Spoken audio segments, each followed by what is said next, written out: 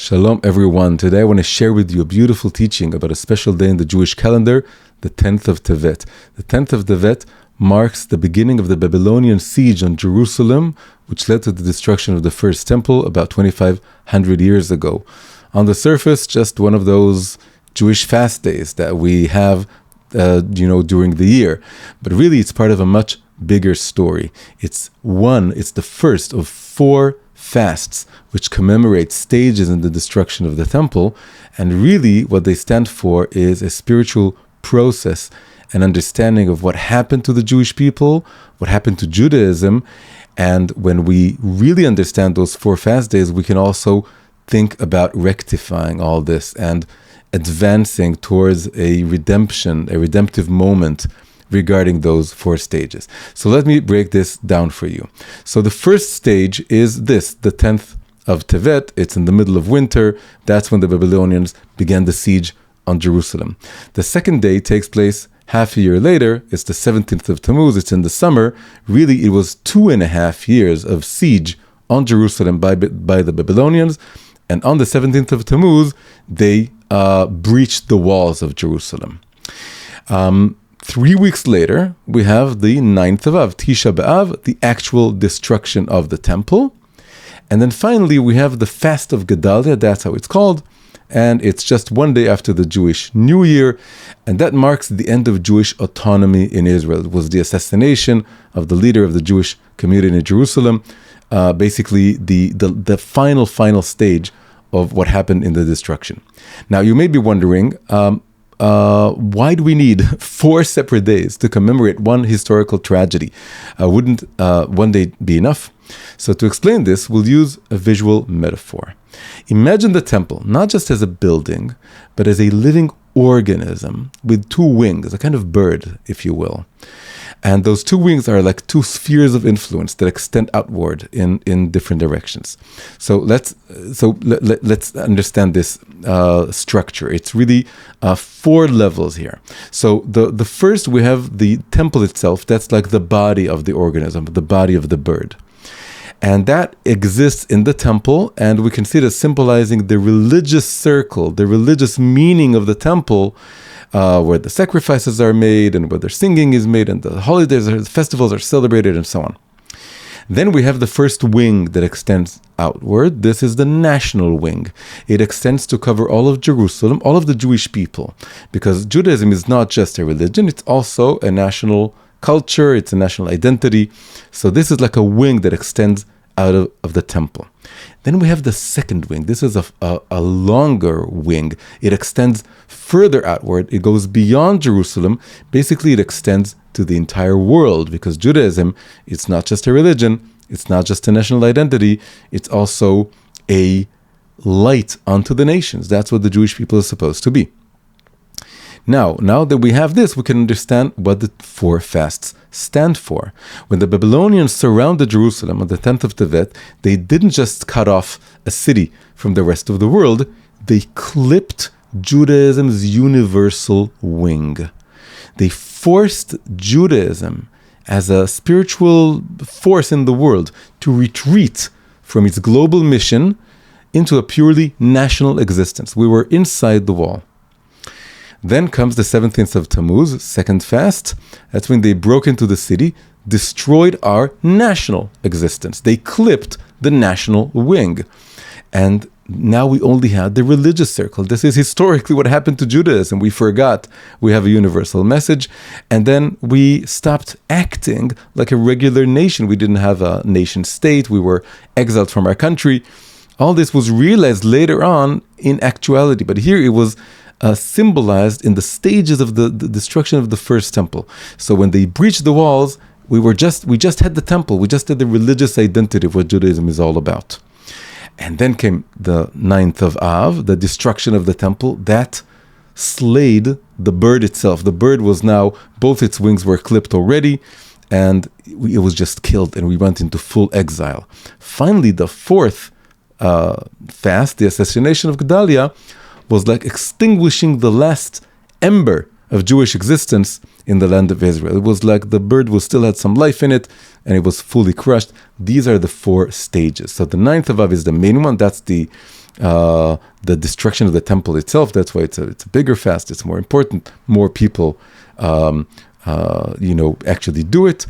And the other three are 2 stages of before, 1 stage of after. But really, when you have the full picture, the clipping of the 2 wings, the killing of the organism, the religious organism, the holy organism of the temple, and then finally extinguishing the final ember, that's the 4 fasts. Okay, so now that we have this understanding, let's now zoom back in on the day in question, the 10th of Tevet, the severing of the universal wing. Now, the universal calling or purpose of the temple was not some side issue. It was built into the temple's very purpose. When King Solomon dedicated the first temple, he specifically prayed that it would be a place where anyone from any nation could come to seek God. This is truly revolutionary stuff. We're talking about a building constructed nearly 3,000 years ago that was explicitly designed to be a spiritual center for all mankind. Later on, the prophet Isaiah will describe this as, "My house shall be a house of prayer for all the nations." But this isn't the end of the story. The 10th of Tevet, later in history, would be associated, or that time, we have to go now a few days before, but the time surrounding the 10th of Tevet later became associated with 2 more fascinating historical events that really connect to this whole story. So the first event was, again, later on in the time of the Greeks. It was the 8th of Tevet. That was the day that the Torah was translated into Greek. I'm talking about the Septuagint, or the translation of the 70, as it's called. The Greek king Ptolemy commissioned 70 Jewish sages to write this translation, and they completed it on the 8th of Tevet. So that's one event. The second event was later still, in the time of the Romans, and that took place, according to Jewish tradition, on the 9th of Tevet, right? We had the 8th, the 9th, and we have the 10th. What happened on the 9th of Tevet? Well, this was the day that Jesus of Nazareth, whom the Christians see as their Messiah, was born. Right? There's the English date, the Gregorian date, but there's a Jewish tradition that it happened on the 9th of Tevet. So we have first the siege on Jerusalem. That was in the time of the Babylonians. Then we have the translation of the Torah into Greek. Then we have the birth of Jesus. What's the connection between all these events? How did the 2 later events connect with the 10th of Tevet? Well, if you think about it, what do they have in common? The translation of the Torah into Greek and Christianity. They're both failed attempts to universalize Judaism. Judaism does have a universal calling, but the universal wing was clipped. Maybe we allowed it to be clipped, but we retreated into our national identity. The Greek translation tried to make the Torah accessible for all the nations, but really what it did was it stripped the Torah of all its deeper meanings. It reduced it to just another philosophical text. That was the aim of the Greeks. They wanted to show that every nation has their philosophical text, and then the Torah is just the Jewish philosophy. When you present the Torah in this way, you hide what the Torah is really all about. It's about creating a spiritual, personal connection to the creator of the universe. It's something that changes your life. It's not just theoretical philosophy. As a philosophical text, it's not a very good text. It's something totally different. It's a transformative, world-changing, life-changing text that's you have to feel it was given to you by a personal creator. That's why in Hanukkah, when we commemorate our spiritual conflict with the Greeks, we say that they wanted to make us forget your Torah. Not just the Torah. The Torah, they didn't want us to forget. They translated it.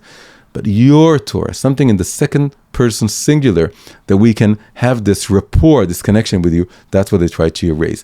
That's why there's a tradition that says that on the 8th of Tevet, the world became dark for 3 days. And there's actually a minhag, a custom, old custom, no one really observes it today. It was called the Fast of the Righteous. There were select people who would fast for 3 days in a row, from the 8th to the 9th to the 10th, to join this fast over the mistranslation of the Torah into Greek, and it would connect into the 10th of Tevet. So Now, what about Christianity? Christianity has a great merit, the merit of spreading some Torah ideas globally, the idea of the one creator, the idea of the stories from the Torah, the idea of having reward and punishment and the world to come, and so many things. But as we all know, it departed greatly from the core Jewish practices and beliefs. It ditched the commandments. It added a Messiah that we don't accept. And it ended up, of course, over many, many years, persecuting Jews. So really, what these two events stand for is, as I said, it's two failed attempts to universalize Judaism. Judaism, the Torah, is meant to be made accessible to all of the world. But over those 3 days, in different periods of history, we have three images here of how that vision was abandoned or not realized, or was tried to be realized in two different ways that didn't work. First, we have the siege, right? We have the city of Jerusalem supposed to be a light unto the nations, and all of a sudden it's surrounded, it's closed up. The nations are they want to destroy us. Then we have the mistranslation into Greek, which was not done for the right purpose. It was done in order to dilute what Judaism is all about. And then we have the emergence of Christian religion, became the biggest religion in the world, but it developed in such a way that it didn't just teach or bring Torah ideas to the world, it also hid them or changed them and warped them in a way that doesn't truly represent the Torah. For example, the Hebrew isn't there. You can't really understand the Torah without the Hebrew. And all the oral Torah isn't there. The oral Torah is it's an integral part of the Torah. So this is, and of course, the figure worshiping, idolizing the figure of Jesus is an idolatrous element that is totally alien, totally the opposite of what Judaism is all about. So we have these three events that took place over different periods of time. They all focus on these 3 days, and it's all about Judaism being closed up, and even when attempts are made to universalize it, they don't work. So it's all about the universal aspect of Judaism and how it all went wrong. But the story doesn't end here. According to the prophet Zechariah, all 4 fast days will not remain days of mourning forever. They're destined to transform into festivals of joy. All 4 will become in the future festivals of joy. Instead of 4 fasts, we'll have 4 wonderful happy days. Now, what will we commemorate in the future fast-turned holiday, 10th of Tevet? What will it be about? Right now, it's about the Babylonian siege. What will it be about when it becomes a festival? Well, obviously, it'll celebrate the restoration of Judaism's universal wing. The 10th of Tevet in the future will be the day in which we celebrate how the Torah has become a true light unto the nations. And the Jewish people has become the priestly kingdom that it was supposed to be. Priestly kingdom, that means that we're supposed to bring, to be the channels of bringing this light and blessing onto the world. All this will be celebrated when the Torah will be something that will be learned throughout the world. The light of the Torah will be shared by all the nations. We'll celebrate that day on the 10th of Tevet. It's like what we have now, the Babylonian siege around Jerusalem. This image is like a black mirror image of the future positive vision of all the nations once again sieging or surrounding Jerusalem, but this time not in order to conquer it and destroy it, but in order to learn Torah from us. As the prophets say, that all the nations will go up, will rise up to Jerusalem, and will ask for the Torah to be given. Tzion tetzeh Torah, the Torah will emerge from Zion, from Tzion, from Israel, to all over the world. Okay, now, one more thing to go through. Let's try and exercise our imagination and picture this future 10th of Tevet holiday. How will it be? What will we do then? Now, this is a wonderful original idea proposed a few years ago by Rav Yitzchak Ginsburg, I also wrote it in an essay, which you can see on my Substack blog. And I'll just describe it now. And we will be using 2 Talmudic sources in order to see where all this is coming from and what kind of holiday festival this could be. So the first Talmudic source is a story. This is an ancient tradition about this time of year, and it talks about Adam, the first human. The story goes that Adam was just created, and it was the first winter, and he saw the days growing shorter and shorter. He never saw this before in his life. It was the first time, first winter ever, first human ever. And he saw, obviously Adam and Eve, both of them, they saw the days becoming shorter and shorter. And what they did was that they fasted for 8 days. They didn't know it was going to be 8 days, but they fasted for 8 days. But the Talmud talks about Adam. I'm adding Eve here to the story because they were probably together in the whole thing. So they fasted for 8 days. Why only 8 days? Because the 8th day, as it happened, was the winter solstice, the shortest day of the year. And the next day, well, the day was a bit longer and a bit longer. Then they realized, they thought it was a punishment for their sin, that the world is becoming more and more dark and it's not going to finish. It's just going, the whole world will be an eternal night. But when the winter solstice, the shortest day came, and the days started lengthening again, they realized it wasn't a punishment after all. It's part of the natural yearly cycle. What did they do then? They celebrated for 8 days. They had first 8 days of fasting when the world was becoming darker. Then they had 8 days of celebrating when the world was becoming more full of light once again. The next year, right, the second year of the world, they turned this into a 16-day holiday, marking the diminishment and renewal of light. They instituted a 16-day holiday around the winter solstice. And the Talmud says this is the origin of all the winter holidays, the winter solstice holidays that are celebrated worldwide. Every nation, every tribe in the world, they have some sort of winter solstice holiday to celebrate this day. And it's all coming from this original festival of Adam. Okay? First Talmudic source. Second Talmudic source is not a story.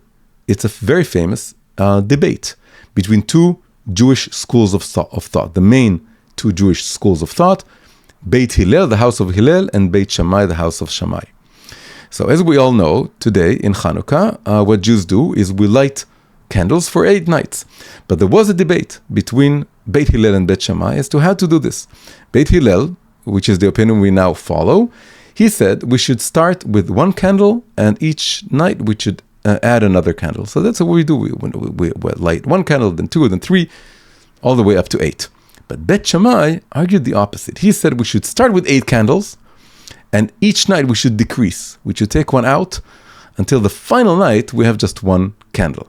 Now, it's a famous question. What was the logic behind Beit Shammai? So one beautiful explanation is that the amount of light should correspond to how much darkness remains to be dispelled, right? At first, there's a lot of darkness, so we need a lot of light. We need 8 candles. But as the festival progresses, the darkness diminishes. We need fewer candles. Okay, interesting. Now, there is a tradition that says that in the future, we're all going to follow Beit Shammai's opinion. But here comes the beautiful, beautiful, mind-blowing idea, which connects the opinion of Beit Shammai of decreasing the candles, and the story of Adam in the 16 days, and the 10th of Tevet. Are you ready? It's really amazing. If we combine the story of Adam with the 2 opinions of Beit Hillel and Beit Shammai, we can suggest the following. What if, instead of replacing Beit Hillel's practice, we extend Hanukkah by 8 more days? First, we'd have the 8 regular days of Hanukkah, adding 1 candle each night, according to Beit Hillel. Then we'd continue for 8 more days, this time following Beit Shammai, starting with 8 candles and decreasing each night. So what we would have is a 16-day celebration, roughly around the winter solstice, right? It's a lunar calendar, but it's lunisolar, so it's roughly around. It's not the exact, because we don't just go by the sun, we go by the moon, but it's around the winter solstice, and it would be a rectification of all the winter solstice holidays going back to Adam, and it would be an 16-day Hanukkah of all the lights being added and the lights being diminished.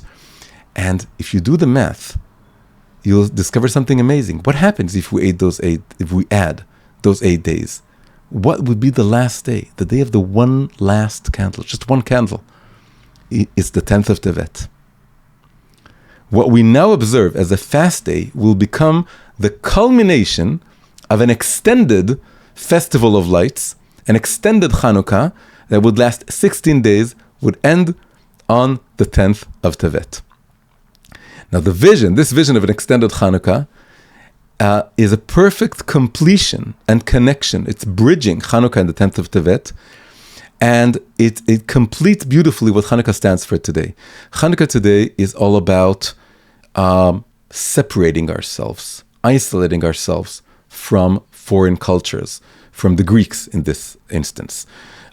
We don't want their wisdom, we don't want their culture, they're our enemy, we're fighting them with light.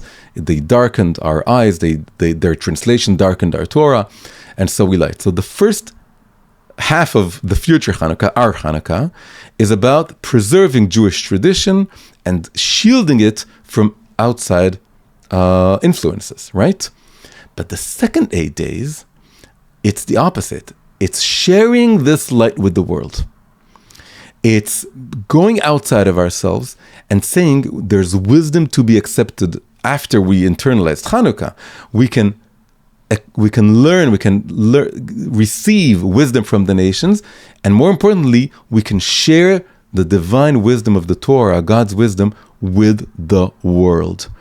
And that's why the candles are diminishing, because the world is becoming so full of light. We don't need to light so many candles. And then on the 10th of Tevet, the day that marks the siege, the clipping of the universal wing, the siege of Jerusalem by the Babylonians, and the mistranslation of the Torah, and the misrepresentation of the Torah via Christianity and other religions. And all this, on the 10th of Tevet, it would become, we would light one candle, symbolizing how all humanity is one, worshipping one God who gave one Torah, which itself has 70 facets that reflect the 70 nations and languages and cultures of the world. They would all be elevated. It's not erasing other cultures, it's elevating them to their one source. That's why it's the one candle. So the 10th of Tevet would be the 16th day of Hanukkah, of the future Hanukkah, and it would flip the meaning of Hanukkah, the meaning of the first half, not only about separation. Separation is a stage. The reason Jews have become historically isolated and separate and aloof and distinct, it's in order to preserve the Torah. But this is just a stage. The purpose of the Torah is not that we keep it to ourselves, that it's only for us, that it's only about us, that we don't want anyone else to have it, and we don't want anyone else to influence us. That's a stage. It's like you build a membrane. In this sense, the siege it's a result of something real. We have a wall around Jerusalem. We have a wall around Judaism.